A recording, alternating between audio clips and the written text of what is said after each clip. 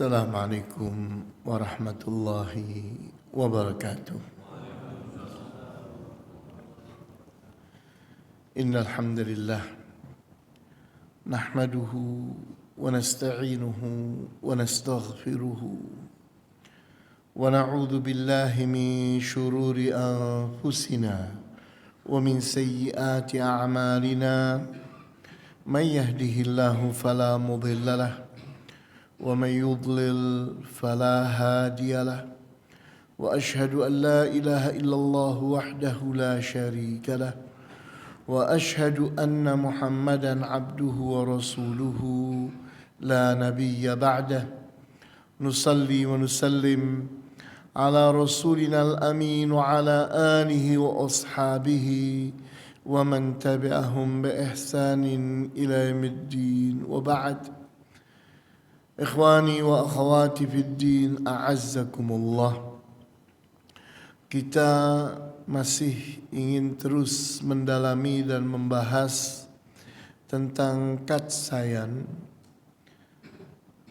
kat pendekatan, sa pembiasaan, dan yan pelayanan. Ini adalah 3 kegiatan, 3 usaha dalam merubah karakter buruk pada anak untuk berubah menjadi karakter yang baik. Jadi ini adalah metode dalam merubah karakter anak, di mana katsayan ini diupayakan sebagai cara, sebagai tindakan pengasuhan kita. Seperti telah dibahas pada kesempatan yang lalu, bahwa rumus pendidikan itu sama dengan pengajaran plus pengasuhan. Pendidikan sama dengan pengajaran plus pengasuhan.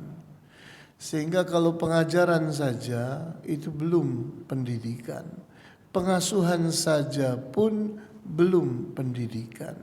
Sehingga pendidikan itu harus betul-betul melaksanakan kedua hal itu, di mana pengajaran itu adalah transfer of knowledge, yaitu mengalihkan ilmu pengetahuan dari otak guru. Ilmu pengetahuan pindah ke otak anak, dari buku pengetahuan itu pindah ke otak anak. Kalau itu terjadi, terbukti anak paham, maka telah terjadilah pengajaran. Adapun pengasuhan adalah transform of value, mengubah nilai. Anak yang sudah melalui proses pengajaran tadi sudah mendapatkan nilai-nilai, maka nilai itu dirubah menjadi kenyataan. Teori diubah menjadi praktek, konsep diubah menjadi aplikasi, ilmu diubah menjadi amalan. Nah, maka berubahlah anak itu dengan pengasuhan. Jadi yang mengubah itu adalah pengasuhan, sedangkan pengajaran itu menyiapkan ilmunya.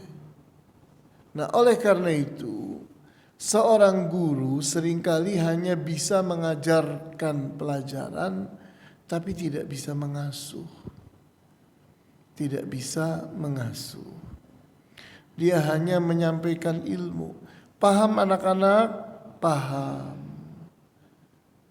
Terus rapotnya bagus, ijazahnya bagus, tapi prakteknya sehari-hari akhlaknya jelek, ibadahnya tidak bagus. Akidahnya juga tidak menunjukkan bahwa anak-anak itu memiliki keyakinan yang kuat. Lah, apa ini kegagalannya? Ada di mana kegagalannya? Maka kegagalannya, guru itu telah berhasil melakukan pengajaran, memahamkan ilmu pengetahuan, tapi belum berhasil mengubahnya menjadi amalan. Nah, mengubahnya itu disebut dengan pengasuhan. Nah, pengasuhan ini membutuhkan kasih sayang. Oleh karena itu, di sini kita pelajari, yaitu harus ada unsur pendekatan. Anak harus didekati. Sampai apakah pendekatan itu? Sampai munculnya dua hal terhadap pengasuh, yaitu menerima dan percaya. Jadi dekati anak sampai anak itu menerima kita. Dekati sampai anak itu percaya banget. Apalagi kalau anak itu sampai punya menaruh sugesti kepada kita, itu lebih mudah lagi. Kalau anak itu percaya banget sama kita, itu namanya sugesti. Seorang ibu biasanya mampu menanamkan sugesti pada anaknya, maka anaknya itu mudah diajak bicara. Kenapa? Sangat percaya banget sama ibunya. Nah, itu tingkat keberhasilan yang luar biasa dari pengasuhan. Nah, jadi ini pendekatan yang harus dikedepankan.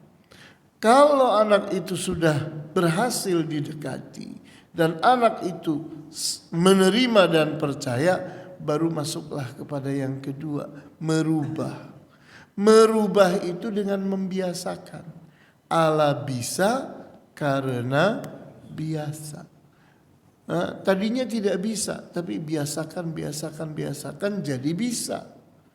Tadinya tidak mampu, biasakan, maka berikutnya jadi mampu. Nah, pembiasaan itulah yang akan merubah karakter buruk menjadi karakter baik. Nah, di mana pembiasaan itu kita layani, kita fasilitasi, kita mudahkan, kita hubungkan. Maka nanti hasilnya apa? Hasilnya kebiasaan yang baik itu akan berkembang, akan bertumbuh menjadi prestasi-prestasi, menjadi hal-hal yang membanggakan, yang membuat anak itu kuat rasa percaya dirinya. Maka disinilah anak itu akan mencapai puncak keberhasilannya. Target-targetnya mudah tercapai. Nah, kenapa? Karena orang tuanya membantu dengan melayani. Anak ini sudah memiliki karakter yang bagus, kesadarannya sudah bagus, maka dilayani, difasilitasi, dimudahkan, dihubungkan, diselesaikan masalahnya, dan seterusnya. Maka anak akan mudah berprestasi. Nah, pada kesempatan yang lalu kita telah mempelajari tentang approach. Dan approach itu ada dua macam, personal approach dan interpersonal approach. Kedua-duanya sudah kita praktekkan. Kemudian berikutnya kita pun sudah mempelajari tentang touch, sentuhan kepada perasaan. Dengan apa? Dengan kita melakukan dialog. Kita ajak berbicara, kita ajak ngobrol, di mana sampai lahir simpati dan empati. Kemudian kita manfaatkan event-event yang sedang terjadi pada anak sedang senang atau anak sedang sedih, itu adalah pintu masuk untuk touch, menyentuh perasaannya. Dengan apa? Dengan simpati kepada kesenangannya, empati kepada kesedihannya, simpati kepada prestasinya, keberhasilannya, dan empati kepada kegagalannya. Nah, event itu adalah event masuk, saat kesempatan untuk masuk ke dalam perasaan anak. Nah, kemudian kita pada saat ini ingin membahas tentang bagaimana cara pembiasaan. Nah, Ada 2 langkah dalam pembiasaan. Yang pertama, menanam karakter yang baik ke dalam jiwa seseorang memerlukan 3 langkah, yaitu memahamkan otak, yang kedua meyakinkan jiwa, yang ketiga menyadarkan nurani atau fitrah. Baru berikutnya masuk kepada hal yang kedua, yaitu membentuk karakter yang baik agar tercetak menjadi karakter permanen anak itu atau orang itu. Nah, untuk yang kedua ini pun ada 2 langkahnya, yaitu kita memotivasi orang tersebut atau anak tersebut agar memunculkan sikap yang mudah dibaca dan perbuatan yang nyata. Kemudian yang kedua, mengulang-ulang sikap dan perbuatan tersebut agar menjadi suatu kebiasaan baik yang diharapkan jika terus-menerus dilakukan, lama-kelamaan akan tercetak menjadi karakter permanen. Nah, ini kita ingin pelajari ini. Ini kita pelajari, ini poin penting setelah kita berhasil mendekati anak. Anak sudah percaya banget sama kita, anak sudah menerima banget sama kita. Nah, kita masuk nih melakukan pembiasaan. Maka muncullah pertanyaan besar, bagaimana caranya pembiasaan? Nah, ini caranya. Nah, di mana kita harus membayangkan bahwa pembiasaan itu miripnya dengan memasukkan adonan ke dalam oven. Jadi kita ini, yakni dengan melakukan pembiasaan, ingat bahwa pembiasaan itu mesin cetak. Kalau sudah jadi, jangan harap perubahan, sulit berubah. Seperti adonan berubah menjadi kue, menjadi roti. Tidak bisa lagi kita bilang, balikan lagi jadi adonan. Ya nggak bisa, kawan. Udah tercetak, karena pembiasaan itu mencetak. Contohnya kita dari kecil sudah salah terus ngomongnya, bukan sami Allahu liman hamidah, bukan itu ucapan kita. Sami Allahu liman hamidar. Maka ke bawah sampai tua. Sulit dirubah. Kenapa? Tercetak. Orang dari kecilnya sudah bilang Rabbil ngalamin. Dari kecil sudah kayak gitu kebiasaannya. Udah tua mau dirubah, ya nggak bisa, sudah tercetak. Kenapa? Karena pembiasaan itu mencetak. Oleh karena itu, kalau sudah punya keputusan pembiasaan, maka sudah tidak boleh ada yang salah. Kenapa? Karena mau kita cetak nih, pastikan bahwa yang kita mau cetak itu sudah bagus. Kalau sudah bagus, baru kita biasakan, terus biasakan. Karena membiasakan itu mencetak. Seperti memasukkan adonan ke dalam oven, udah kecetak. Kalau loyangnya berbentuk kotak, maka rotinya, kuehnya kotak pula.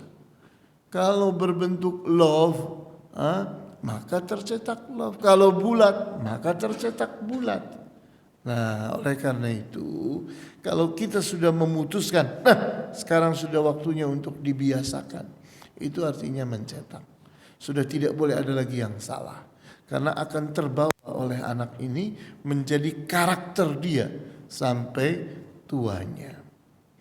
Nah, jadi ini yang disebut dengan menanam karakter yang baik ke dalam jiwa seorang anak.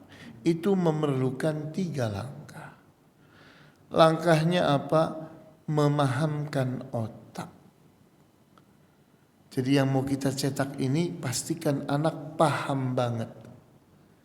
Paham banget. Yang kedua, meyakinkan jiwa anak.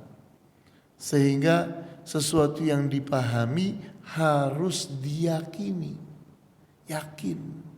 Tidak ragu-ragu lagi. Kemudian yang ketiga, menyadarkan nurani. Menyadarkan nurani. Nurani itu bahasa Arabnya fitrah. Fitrah itu bahasa Indonesianya nurani. Nah, ini 3 langkah ini adalah langkah memastikan bahwa yang kita mau tanam ini, yang mau kita cetak itu sudah bagus. Tidak ada yang meragukan. Jadi langkahnya ada 3. Pahamkan, yakinkan, sadarkan. Pahamkan, yakinkan, sadarkan. Paham, yakin, sadar itu maknanya sama. Paham, yakin, sadar itu artinya sama. Ketiga-tiganya maknanya adalah paham, mengerti. Paham itu artinya pengetahuan itu telah dia serap dengan baik. Mengerti kamu? Mengerti. Itu paham. Tapi paham itu masih kotor. Tidak bisa masuk ke dalam jiwa, baru masuk ke dalam otak. Otaknya paham. Bagaimana supaya masuk ke dalam jiwa? Maka jawabnya, paham itu harus berubah menjadi yakin. Apa sih yakin itu? Yakin itu sesuatu yang dipahami tidak diragukan lagi. Jadi pahamnya sudah bersih banget. Sudah tidak mengandung unsur keraguan. Dia akan masuk menjadi keyakinan. Masuknya kemana? Ke dalam jiwa. Itulah keyakinan. Disebut dengan ideologi. Di mana letaknya? Di otak. Bukan. Pengetahuan letaknya di otak. Tapi keyakinan letaknya di jiwa. Apa tanda-tandanya? Tidak ragu-ragu lagi. Itu indikatornya. Anak ini udah yakin belum sih? Ya uji aja dengan keraguan. Masih ragu atau tidak? Kalau masih ragu, berarti belum yakin. Kalau sudah tidak ragu-ragu lagi, berarti sudah yakin. Nah itu. Jadi ini, yakin itu adalah paham. Paham yang sudah bersih dari keraguan. Maka langkah yang ketiga, yakin tadi diubah menjadi sadar. Apa sih sadar? Sadar itu paham juga, mengerti juga. Tapi mengerti akan kebutuhan. Yang kita yakini harus kita sadari sebagai suatu kebutuhan. Nah, di saat seseorang itu meyakini, mengerti bahwa ini adalah kebutuhannya, maka akan lahir kesungguh-sungguhan. Energi akan lahir. Kapan energi kekuatan itu keluar? Di saat ada kesadaran. Makanya jangan heran kalau orang itu kesadarannya tinggi akan jadi pahlawan. Pahlawan itu bukan cuma membela dirinya, tapi membela masyarakatnya. Dia korbankan dirinya dengan kesadarannya untuk membela masyarakatnya. Itu pahlawan. Itu menunjukkan kesadarannya sangat tinggi sekali. Nah, berubah itu harus dimulai dengan kesadaran. Kenapa? Karena Allah mengatakan, innallaha la yughayyiru ma biqaumin hatta yughayyiru ma bi anfusihim. Sesungguhnya Allah tidaklah akan merubah apa yang ada pada suatu kaum sampai mereka sendiri yang merubah apa yang ada pada mereka.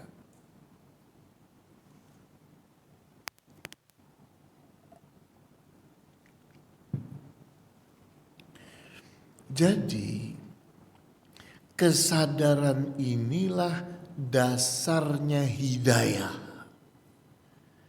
Kapan orang itu dapat hidayah? Jawabnya pada saat dia sadar. Orang yang tidak sadar tidak dapat hidayah. Karena kesadaran itu nanti akan tampil dalam bentuk apa? Kesungguh-sungguhan berusaha. Maka kalau orang sudah sungguh-sungguh berusaha, Allah beri dia hidayah. Sehingga kita membaca di surat Al-Ankabut ayat 69, walladzina jahadu fina lanahdiyannahum subulana. Dan orang-orang yang bersungguh-sungguh ingin mendapatkan jalan kami, maka kami akan hidayahi, kami akan tunjuki dia kemana jalan kami. Jadi kesadaran itulah yang menjadi media, menjadi wi'a, menjadi wadah untuk menerima hidayah. Apakah orang gila dapat hidayah? Ya tidak. Kenapa tidak? Gila kok tidak sadar. Begitu pula orang pingsan, orang yang kena narkoba, sakau, atau orang yang sedang mengalami epilepsi, itu tidak sadar dia. Nah, jadi di sini maka kita melihat anak itu begitu berubah. Oh, masya Allah, ini anak kok kita lihat berubah. Kenapa ini kok jadi baik nih anak ini? Jadi hormat sama orang tuanya, mau mendengar yang tadinya tidak peduli sekarang peduli. Kenapa kok berubah? Kita bilang sadar. Anak ini telah sadar. Sadar itu bahasa Jawanya eling, bahasa Betawinya minger. Bahasa Indonesianya sadar. Nah, jadi temukanlah titik sadar ini. Jadi anak itu terus disadarkan. Caranya gimana? Caranya dengan memahamkan bahwa ini kebutuhanmu. Kamu nanti menyesal kalau ini hilang dari kamu, luput dari kamu. Kamu tidak dapat ini, kamu tidak punya ini, kamu akan rugi. Karena ini mahal, karena ini berharga, karena ini bermanfaat. Jangan sampai kamu kehilangan, keluputan. Nah, ini namanya menyadarkan. Menyadarkan itu membuat orang yang tadinya tidak butuh menjadi membutuhkan. Itulah titik kesadaran. Sehingga kesadaran itu apa sih? Kesadaran itu adalah mengerti akan kebutuhan. Orang gila tidak sadar, maka sampai pun pakaiannya dilucutinya, telanjang kemana-mana. Lah kenapa? Nah itu dia tidak sadar, sehingga kebutuhannya pun dia buang. Dikasih makanan yang bersih malah tidak mau. Tempat sampah malah dikorek-korek sama dia. Nyari makan di tempat sampah. Lah itu karena apa? Karena tidak mengerti kebutuhannya. Jadi ini tiga level. Paham, yakin, sadar. Ini 3 level ini harus dilewati dengan baik. Untuk merubah anak maka lewati ini tiga langkah ini. Yang pertama memahamkan otak, yang kedua meyakinkan jiwa, yang ketiga menyadarkan nurani. Jadi paham itu di mana sih tempatnya? Paham itu di otak. Yakin itu di mana sih tempatnya? Yakin itu di jiwa. Kemudian sadar itu di mana sih tempatnya? Di dalam nurani. Di dalam fitrah. Fitrah itu bahasa Indonesianya nurani. Nurani itu bahasa Arabnya fitrah. Nah, ini pekerjaan kita. Maka berikutnya, hal yang kedua, yaitu membentuk karakter. Setelah anak itu sudah bagus ini, pahamnya sudah bagus, yakinnya sudah bagus, sadarnya sudah bagus, maka kita dorong untuk menjadikan yang bagus tadi menjadi karakternya. Supaya menjadi karakter yang permanen ada pada dia, tidak berubah lagi. Nah, mencetaknya itu ada 2 langkah. Yang pertama memotivasi, yang kedua mengulang-ulang. Memotivasi itu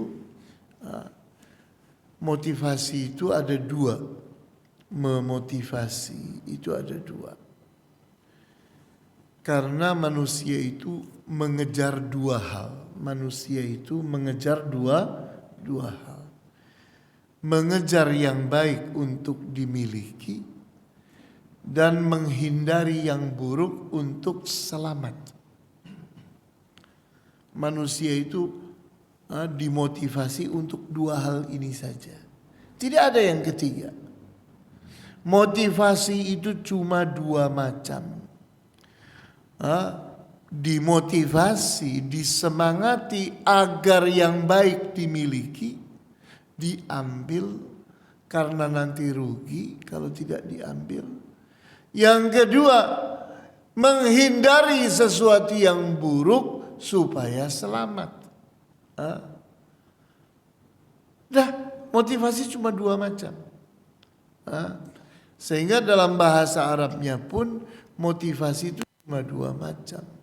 Yang pertama kepada jalbul manafi', mengambil sesuatu yang bermanfaat.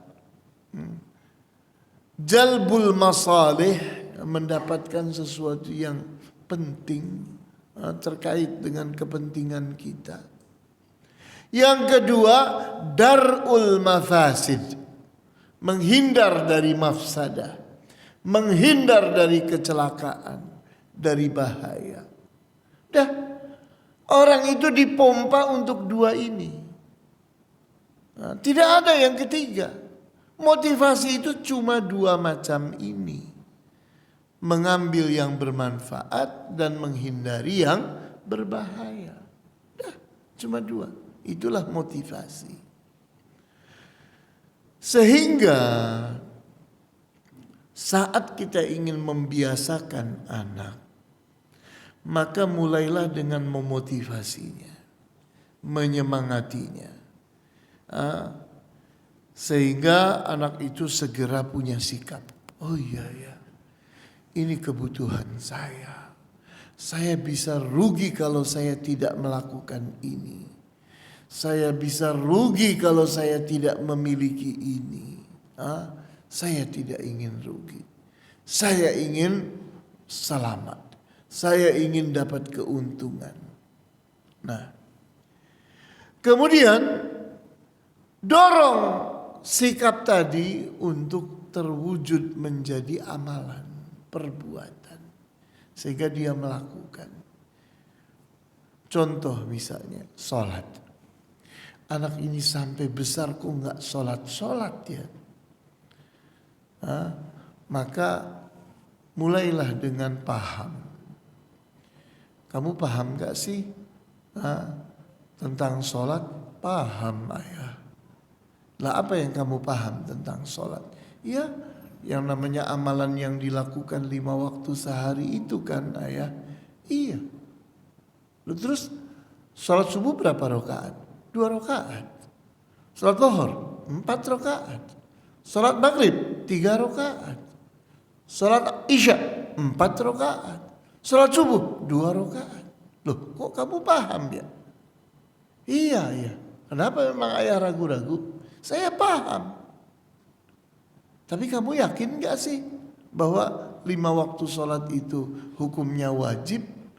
Yakin ayah.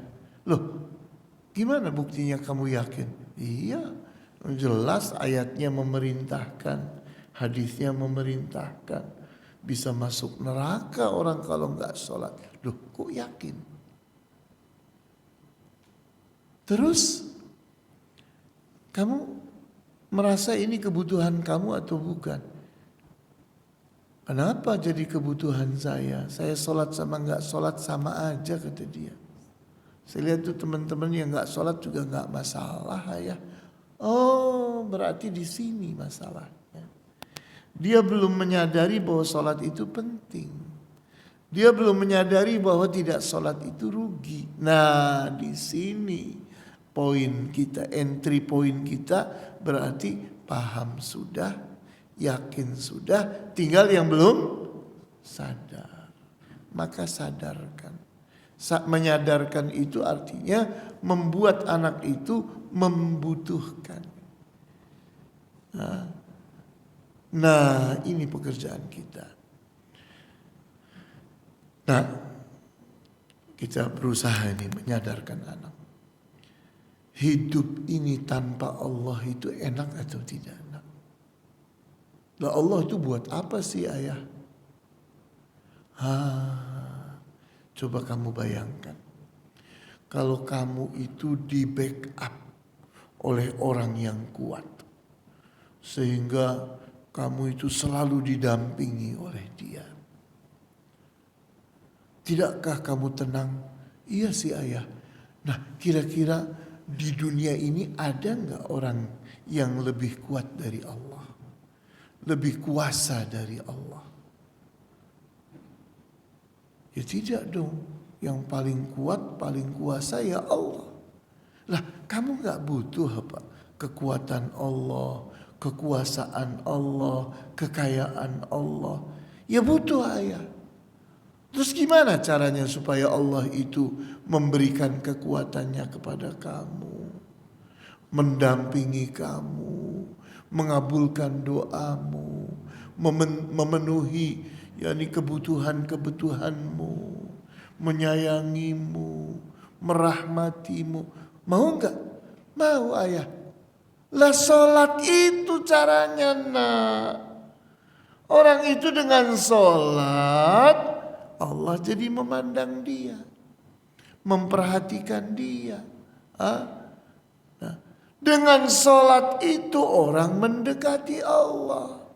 5 waktu sehari dia tunjukkan bahwa dia itu selalu ingat Allah. Perhatian kepada Allah, peduli kepada Allah. Nanti Allah akan membalasnya. Peduli dibalas peduli. Usaha dia dibalas usaha. Ingat dibalas ingat oleh Allah. Iya ya. Nah di sini terbangun. Terbangun apa? Kesadarannya. Mulai membutuhkan Allah. Mulai membutuhkan sholat. Nah seperti itu, merubah itu seperti itu. Memahamkan, meyakinkan, menyadarkan. Baru setelah anak ini bagus, pemahamannya bagus, keyakinannya bagus, kemudian kebutuhannya bagus, udah tidak salah lagi, baru kita cetak. Mencetaknya dengan motivasi. Ayo nak kita sholat. Ayo kita sholat. Setiap 5 waktu ayah akan bersama-sama kamu pergi ke masjid. Ayo kita dengan semangat. Mulai itu anak itu kita motivasi. betapa pentingnya sholat dan sebagainya, sambil kita dampingi untuk kemudian kita biasakan sholat 5 waktu. Terus diulang-ulang, tak, kecetak sama dia. Setelah dia happy, iya ya, enak orang sholat, tenang hidup ini karena sholat. Merasa doa itu dikabulkan oleh Allah, kesulitan terselesaikan dan sebagainya. Nah, dari situ yakni nanti lama kelamaan sholat itu akan menjadi karakter dia. Kalau tidak sholat, bingung dia. Ini apa yang kurang pada diri saya? Oh, belum sholat subuh saya. Merasa salah kalau belum sholat subuh. Maka buru-buru dia berwudu, sholat. Begitu selesai sholat, tenang. Kenapa? Karena sudah tercetak menjadi tabiat dia. Menjadi suatu kebiasaan yang sulit dirubah. Kayak kita biasa pakai jam tangan, suatu saat pergi tanpa jam tangan. Apa ya? Kok ada yang kurang ya di diri saya? Oh ya Allah, saya nggak pakai jam tangan.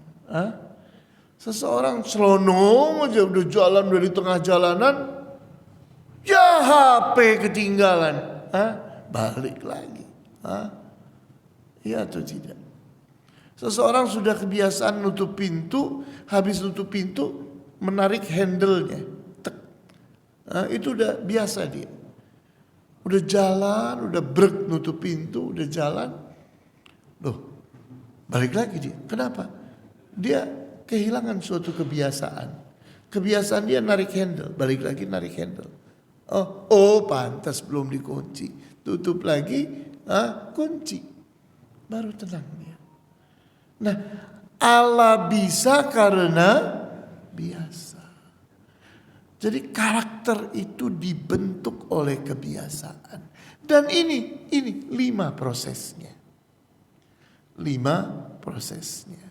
Yani yang pertama memahamkan, yang kedua meyakinkan, yang ketiga menyadarkan, yang keempat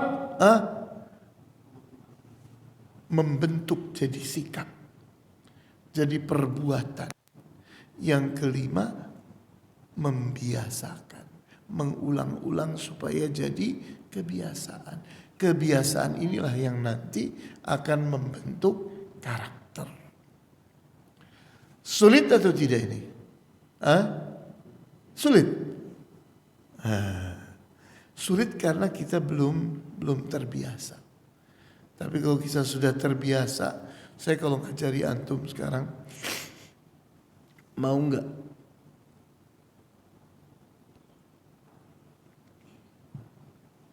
Mau nggak sekarang buka peternakan ayam? Dari mulai telur sampai jadi ayam itu butuh 6 bulan. Tapi keuntungannya besar. Terus langkahnya gimana? Gini. Makanannya gini. Bikin kandangnya gini. Sulit. Enggak jadi. Sulit katanya. Kenapa? Karena belum biasa.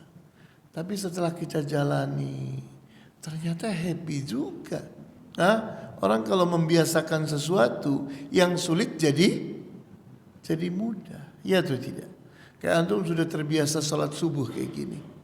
Buat orang yang tidak terbiasa salat subuh pada waktunya, sulit atau tidak? Buat antum mudah atau tidak salat subuh? Mudah saja. Allah bisa karena biasa. Seperti itu. Seseorang kalau sudah happy, sudah enjoy jadi pengasuh, itu akan menikmati kerja kepengasuhan. Dan kebahagiaan seorang pengasuh itu kapan? Kalau melihat perubahan.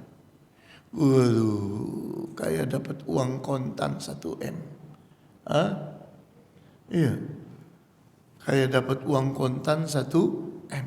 Melihat anak berubah. Ya Allah, anak nakal kok bisa berubah jadi anak soleh. Semua orang tercengang. Duh, nih, ini tukang sulap, ini tukang sihir nih ustadz ini nih. Hah? Kenapa? Anaknya saya tahu kemarin ini nakal banget. Sekarang kok soleh banget. Itu kebiasaan yang tidak terbayar. Iya atau tidak? Nah, di sini saya ingin masuk kepada SRRI. Karena ini metodenya ini nih. Metode dalam membiasakan sesuatu itu dengan SRRI ini. SRRI adalah singkatan dari stimulus, respon, dan reinforcement. Jadi RI itu bukan Republik Indonesia, bukan.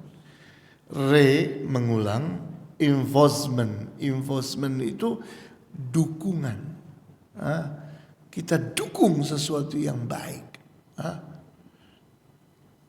Nah, di mana SRRI adalah singkatan dari stimulus, respon, dan reinforcement. Stimulus itu artinya pancingan. Karena tujuan kita adalah kesadaran anak. Maka yang kita lakukan bukan mengajari, tapi menstimulus. Contohnya tadi, misalnya kita ingin membiasakan anak sholat. Lakukan stimulus. Yang pertama tadi dari lima langkah itu, yang pertama apa? Paham. Jangan memahamkan dengan mengajari, jangan. Tapi, paham gak sih kamu tentang sholat? Paham, ayah. Apa yang kamu pahami tentang sholat? Yaitu sholat 5 waktu itu, ayah. Terus, memangnya sholat subuh berapa rakaat? 2 rakaat. Maghrib 3 rakaat. Nah, ini namanya stimulus. Jangan mengajari. Kalau kita mengajari, namanya kita pengajar. Sedangkan kita ada di level sebagai pengasuh. Jangan mengajari, karena yang kita kejar adalah kesadaran anak. Anak harus jadi subjek, jadi pelaku. Maka jangan diajari, tapi disadarkan. Sehingga lahir kesadaran dari dalam dirinya. Di sini letaknya beda antara pengajaran dengan pengasuhan. Pengajaran itu kerjaannya memahamkan. Sedangkan pengasuhan itu kerjanya stimulus. Pancingan, rangsangan. Orang distimulus, dirangsang, disemangati, dimotivasi, dipancing. Supaya keluar, punya sikap, punya perbuatan, punya kebiasaan. Itu dengan apa? Dengan stimulus. Anak dijadikan subjek, bukan objek. Tapi seorang pengajar, walaupun yang sedang kajian itu ngantuk, tidur, nggak ada masalah. Pokoknya ngoceh aja terus. Yang namanya pengajar. Sedangkan seorang pengasuh tidak. Harus menjadikan peserta asuhnya itu, orang yang diasuhnya itu aktif menjadi subjek. Makanya metode yang kita pakai adalah active learning dan learning by doing. Active learning artinya belajar siswa yang aktif. Bukan kita yang aktif, siswa yang aktif. Dia yang melakukan, dia yang sedang aktif belajar. Learning by doing, yakni belajar sambil berbuat. Si anak yang berbuat bersama kita dampingi. Nah, Ini pembelajaran yang sangat efektif. Rasulullah SAW bersama para sahabat beliau itu, ini metode terbanyak yang beliau pakai. Bersama sahabat itu active learning. Para sahabat sangat aktif sekali. Learning by doing. Mereka berbuat bersama Rasulullah. Melakukan ini, melakukan itu dan sebagainya bersama Rasulullah SAW. Nah itulah pengasuh. Pengasuh itu begitu cara mengasuh itu. Bukan mendikte. Kalau mendikte itu namanya mengajari. Oleh karena itu harus ada dua-duanya. Pengajaran dan apa satunya? Pengasuhan. Nah jadi SRRI adalah singkatan dari stimulus, respon, dan reinforcement. Anak itu dipancing, distimulus, dirangsang, supaya keluar sikapnya, supaya keluar kata-katanya, supaya keluar perbuatannya. Dia melakukan sesuatu, dia berbicara, dia bersikap. Nah itu, di saat dia bersikap, dia berbicara, dia berbuat, maka itu namanya respon. Respon itu artinya tanggapan dari stimulus kita. Menanggapi stimulus kita dengan berbicara, dengan bersikap, dengan berbuat. Kalau sikap itu baik, kita reinforcement. Kita berikan dukungan. Bagus kamu, ini anak ayah. Pintar yang gini, ayah bangga sekali dengan anak yang pintar. Nah ini reinforcement. Jangan lupa itu. Karena manusia membutuhkan itu. Manusia itu membutuhkan reinforcement. Jangan datar-datar saja jadi pengasuh itu. Karena yang kita asuh itu butuh dukungan. Karena jiwa manusia itu seringkali lupa, seringkali malas, seringkali melemah. Nah orang yang lupa, orang yang malas, orang yang lemah itu butuh dukungan. Ya atau tidak? Nah butuh reinforcement. Nah SRRI merupakan metode dalam bentuk dialog dalam mempengaruhi orang lain agar mau menerima dan melakukan apa yang ditargetkan. Kita targetnya anak ini sholat 5 waktu. Itu target kita. Maka kita stimulus, mulai paham. Paham atau tidak, distimulus. Sampai anak itu bicara, sampai anak itu berbuat. Yakin atau tidak, pancing anak itu, meyakininya atau tidak, masih ragu-ragu atau tidak. Kalau masih ragu, selesaikan keraguannya, jawab keraguannya. Kemudian berikutnya lagi, sadar atau tidak, stimulus lagi, membutuhkan atau tidak. Kita tanyai, ini menguntungkan atau tidak, ini diperlukan atau tidak, ini kepentingan kamu atau bukan. Ini namanya menyadarkan. Menyadarkan orang tentang kebutuhannya. Nah dari sini kalau sudah bagus, pahamnya bagus, keyakinannya bagus, kemudian kesadarannya bagus, kita motivasi.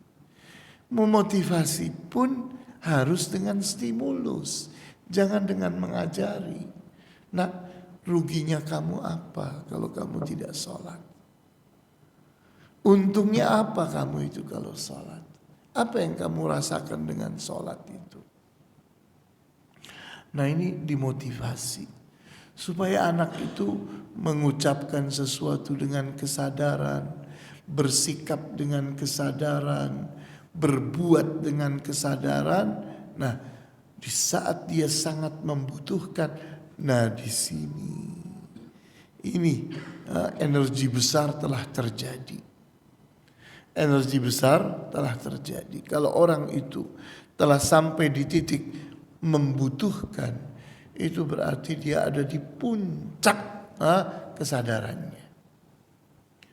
Nah, stimulus adalah istilah bahasa Inggris yang artinya pancingan dan rangsangan, yaitu suatu aksi yang dilakukan oleh pengasuh dalam memancing peserta asuhnya agar memberi reaksi dalam menanggapinya.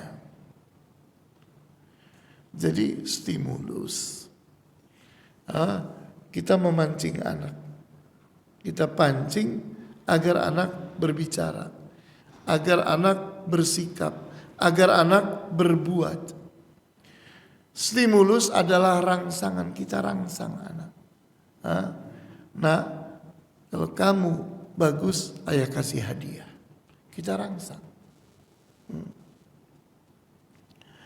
Nah, kemudian respon adalah istilah bahasa Inggris yang artinya tanggapan dan reaksi balik, yaitu suatu aksi yang dilakukan oleh peserta asuh dalam menanggapi rangsangan dan pancingan yang dilakukan oleh pengasuh. Jadi di saat kita itu memberikan stimulus, maka anak itu menanggapi, anak itu memberi reaksi balik. Nah, ini namanya respon. Ada aksi, ada reaksi. Reinforcement adalah bentuk dukungan. Reinforcement adalah istilah bahasa Inggris yang artinya dukungan balik, yaitu suatu aksi dukungan yang dilakukan oleh pengasuh dalam mengapresiasi respon positif yang dilakukan oleh peserta asuh. Di saat peserta asuh itu ternyata responnya bagus, ucapannya bagus, sikapnya bagus, perbuatannya bagus, kita reinforcement, kita dukung. Pintar kamu, bagus kamu. Nah, ini. Jadi ini pelajaran kita untuk porsi hari ini. Nanti pekan depan kita ingin praktek ini dengan melakukan simulasi. Cuma pengalaman saya bersama antum ini, antum pasif, tapi sekarang saya mau kasih PR supaya antum menyiapkan permainan antum. Siapkanlah dari rumah kira-kira bagaimana melakukan SRRI ini, supaya tidak pasif antum. Jangan saya yang ngoceh terus antumnya diam.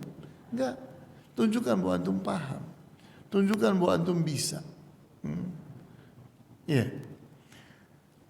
Jadi ini supaya antum ingat bahwa melakukan pembiasaan itu caranya ya dengan SRRI ini. Memahamkan dengan SRRI, meyakinkan dengan SRRI, menyadarkan dengan SRRI, kemudian memotivasi dengan SRRI, kemudian yang terakhir mengulang-ulang dengan SRRI. Gimana tuh caranya? 5 langkah itu semuanya dengan SRRI. SRRI tadi singkatan dari apa ya?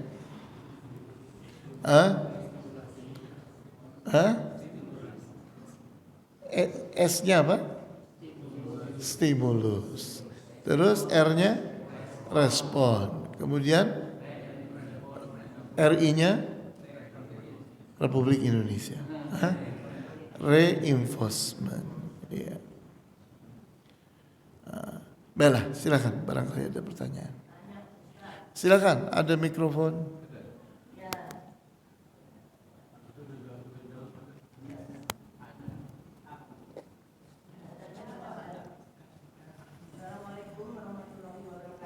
Assalamualaikum warahmatullahi wabarakatuh.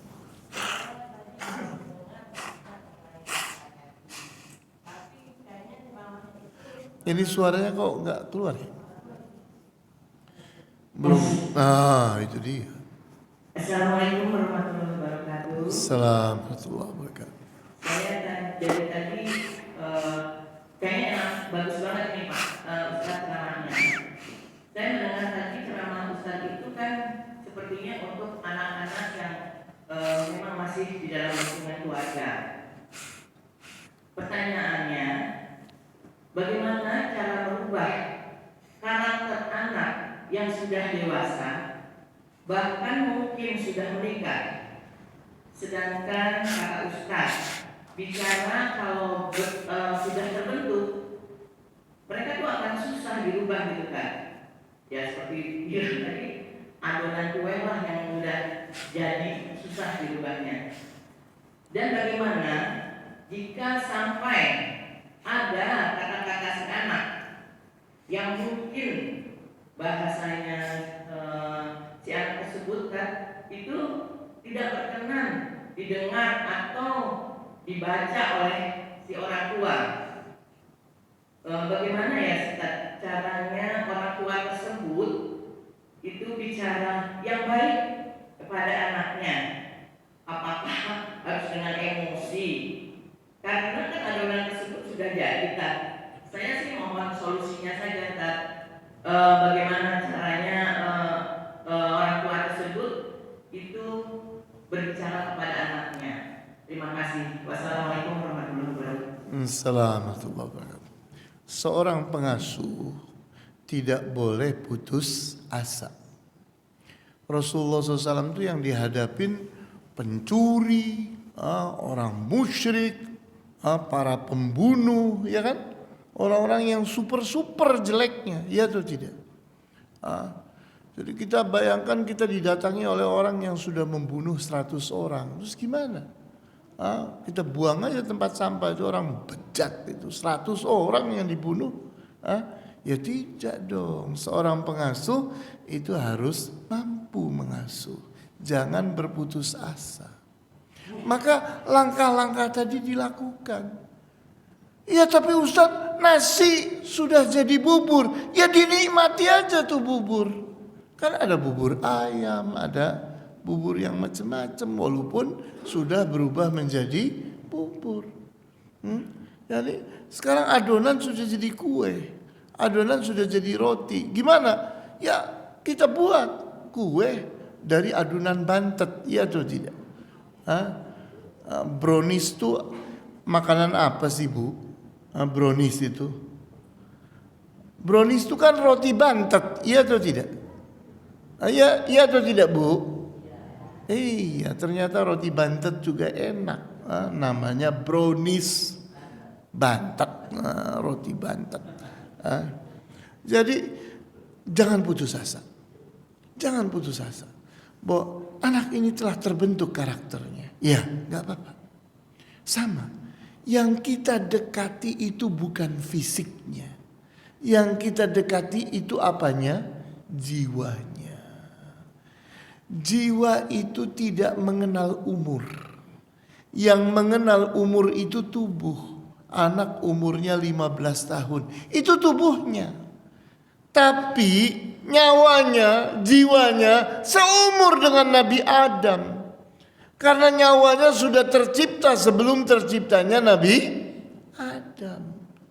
Hanya dipasangnya baru 15 tahun yang lalu oleh Allah ke tubuh anak. Ya atau tidak? Tapi terciptanya dari sebelum Nabi Adam tercipta. Jadi yang kita asuh itu bukan fisiknya. Merubah itu tidak dari fisik.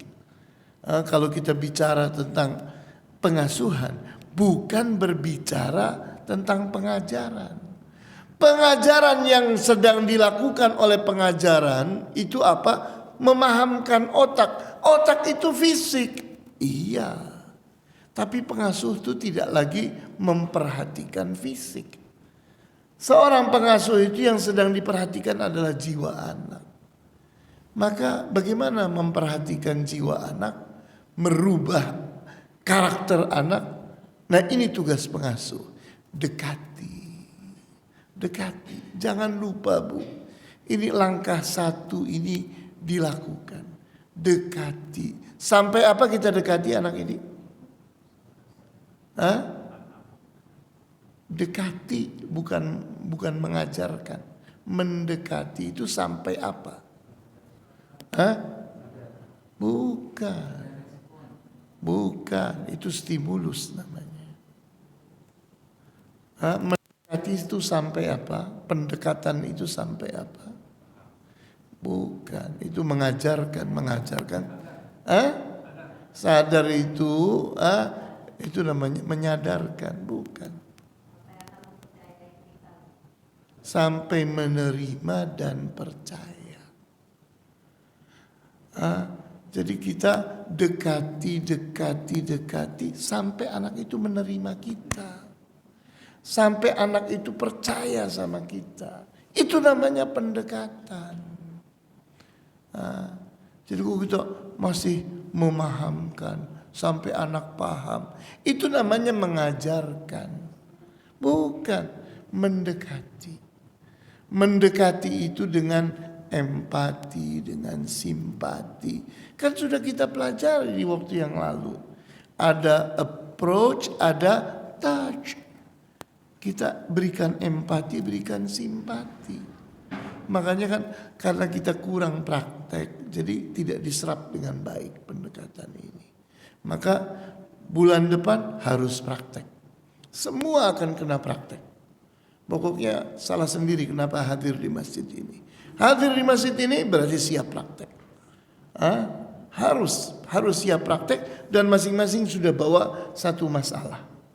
Bawa satu contoh.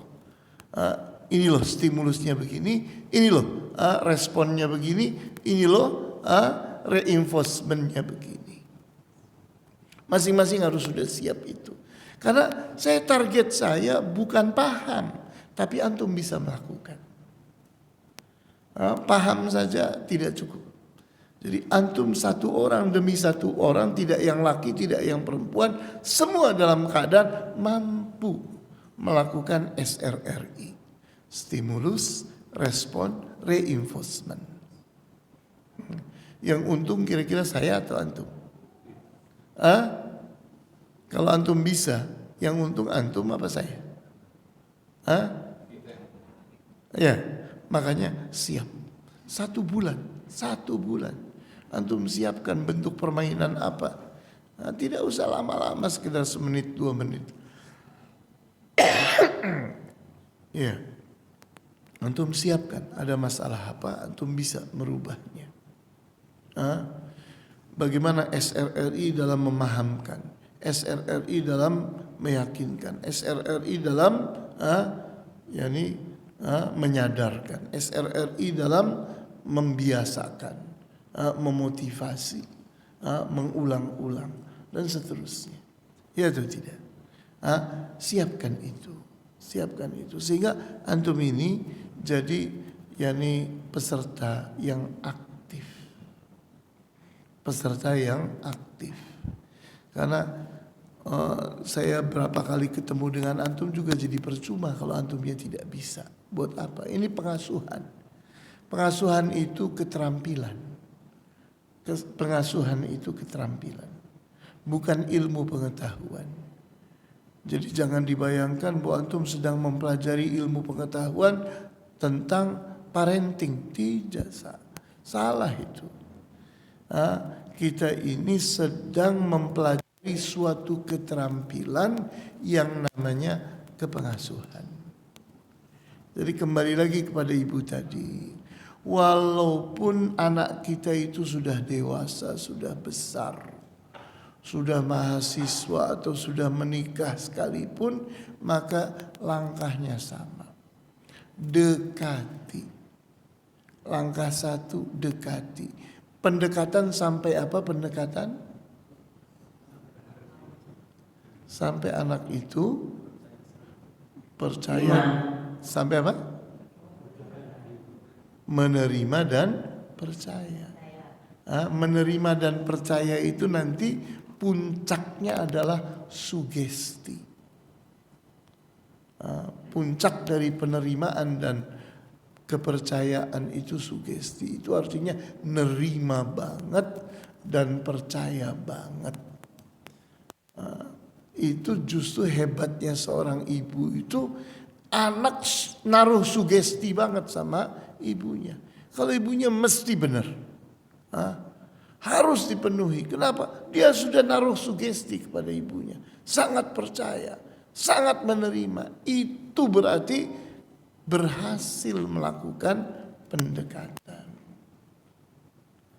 Jadi tidak ada kata-kata terlambat. Tidak ada kata-kata terlambat. Yani walaupun anak sudah tua, anak sudah apa, tidak ada masalah, dekati. Nah, kalau sudah berhasil anak itu percaya kepada kita, menerima kita, baru masuk langkah 2, yaitu membiasakan kebiasaan yang baik. Kita ingin membentuk karakter yang baik, tapi jangan lakukan itu kalau belum dekat.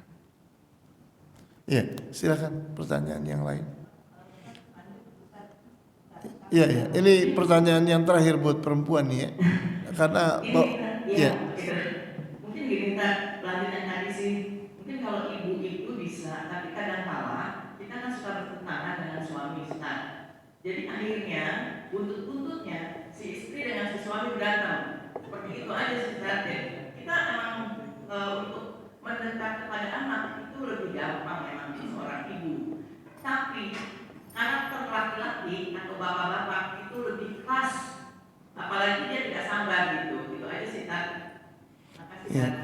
Ya, sebetulnya gini.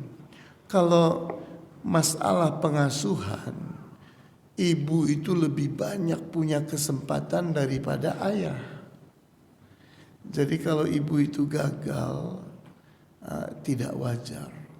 Kenapa? Karena ayah itu ketemu sama anaknya sesekali, sedangkan ibu sering kali. Jadi kesempatan ibu itu jauh lebih banyak. Oleh karena itu tidak ada alasan seorang ibu itu mengatakan saya berbeda pendapat dengan ayah. Jadikan perbedaan itu sesuatu yang positif. Contohnya begini, kita lembut, suami kita kasar, biarkan, itu positif. Kenapa? Karena anak nanti akan dekat dengan kita, dan suami kita itu nanti akan jadi polisinya,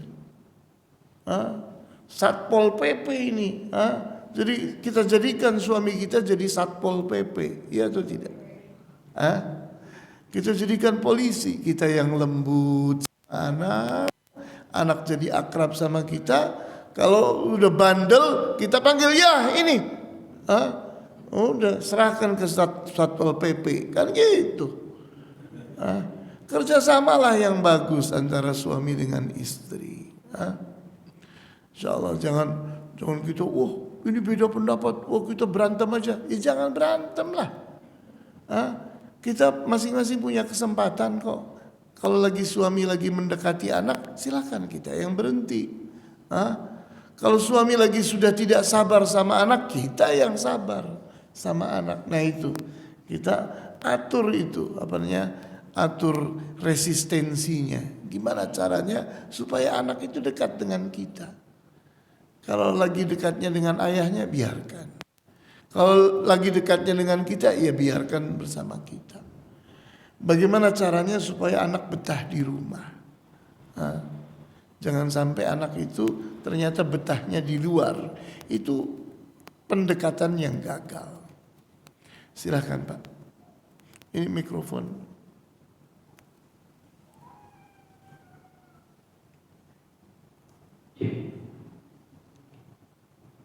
Ya, terima kasih. Assalamualaikum warahmatullahi wabarakatuh. Assalamualaikum. Ini menarik sekali ini, Pak. Kita membentuk warisan kita atau keturunan kita, tapi kita sendiri sudah terbentuk atau belum? Jadi intinya begini, Pak. Kita tahu cara bikin kue, ya kan? Kita tahu apa ya. Nah, tetapi cetakannya itu sesuaikan dengan yang kita inginkan. Gitu. Kita ingin rotinya membentuk kembang, cetakannya kan bulat. Gitu kan. Nah, kemudian kita mau bikin bolu, tapi bahannya salah, kan nggak jadi juga. Ya, ini Oke, ini cara kita, tapi kita yang memasukkan, ya, menyampaikan ke pewaris kita, boleh katakan, atau lingkungan kita bisa, kitanya sudah berisi belum? Sudah jadi juru masak yang bagus belum? Sudah mengerti belum bahan-bahannya? Nah, ini sebenarnya kita sendiri, menurut saya, perlu belajar. Ya seperti ibu tadi bilang kan, bertengkar bapak sama ibu. Dan harusnya kan secara teori, kalau bapak ibu berantem, jangan depan anak. Itu teori, ya kan? Bentuk kalau salah satu marah, yang satu jangan belain. Cari dulu masalahnya apa? Oh, kamu sih memang salah kalau disuruh begini ya. Ikuti, udah kan jangan ya. Kan damaikan begitu, itu teori ya kan. Tapi dalam praktek bisa nggak, itu tergantung dari apa yang kita miliki. Nah, di sini yang saya bilang tadi, Pak Ustaz. Sekarang kita yang sudah besar ini, yang sudah tua cenderung ya, kita tinggal mendidik cucu yang paling masih muda. Nah, kalau anak yang sudah gede, kecenderungan kalau adonan itu sudah masuk ke oven, susah untuk tinggal dimakan atau diramu pakai apa sehingga masih tetap enak gitu. Ya secara teori kan juga umur sampai umur berapa tahun itu anak baru masih bisa dibentuk, ya kan. Kemarin saya betul beberapa hari lalu saya juga baca bahwa hasil penelitian bahwa anak-anak yang rajin membaca itu mempunyai karakter yang lebih baik daripada anak-anak yang banyak main game. Ya kan?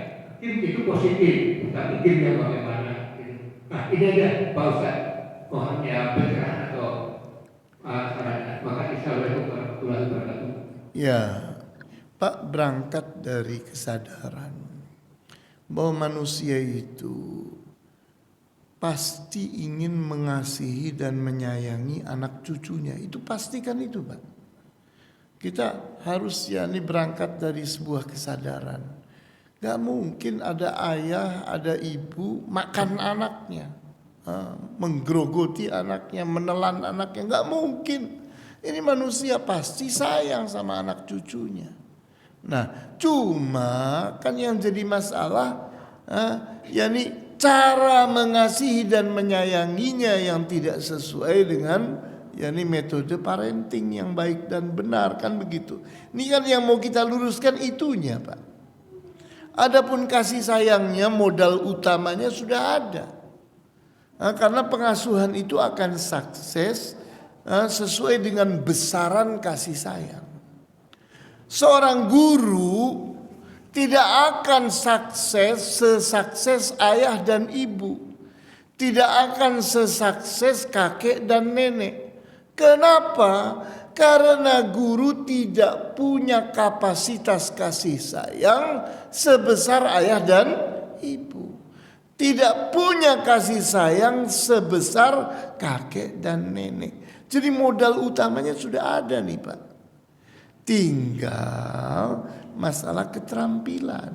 Nah, pengasuhan itu keterampilan, Pak. Nah, jadi kita ini hari ini sedang mempelajari apa? Sedang mempelajari keterampilannya. Maka ayo kita pelajari sedikit demi sedikit. Kita jangan sudah punya asumsi yang tercetak. Saya ini sudah jadi nasi. Atau saya sudah jadi bubur sehingga saya tidak bisa berubah. Jangan, Pak. Jangan. Kita bisa merubah. Karena modal Anda ini luar biasa. Modal Anda ini tidak ternilai. Anda mengasihi, Anda menyayangi kepada anak dan cucu. Ini modal yang dahsyat yang tidak dimiliki oleh guru. Sehebat-hebat guru tidak mampu membagikan kasih sayangnya untuk ratusan muridnya, iya atau tidak? Guru itu cenderungnya pengen ngampleng aja. Guru itu cenderungnya ingin bentak-bentak, ingin marah-marah. Tapi tidak dengan ayah dan ibu, tidak dengan kakek dan nenek. Ingin terus mengasihi, ingin terus menyayangi. Dan itu modal besar pengasuhan. Tinggal membutuhkan keterampilannya saja. Nah, ini yang lagi kita pelajari. Metodenya ini, keterampilannya ini. Begitu, Pak. Ya, cukup. Baiklah, kita tutup. Wallahu ta'ala a'lamu bis-shawab. Walhamdulillahi rabbil alamin. Wa sallallahu ala asyrafil anbiya'i wal mursalin wa ala alihi wa ashabihi ajma'in. Subhanakallahumma bihamdika ashhadu an la ilaha illa anta astaghfiruka wa atubu ilaik. Wassalamu alaikum warahmatullahi wabarakatuh.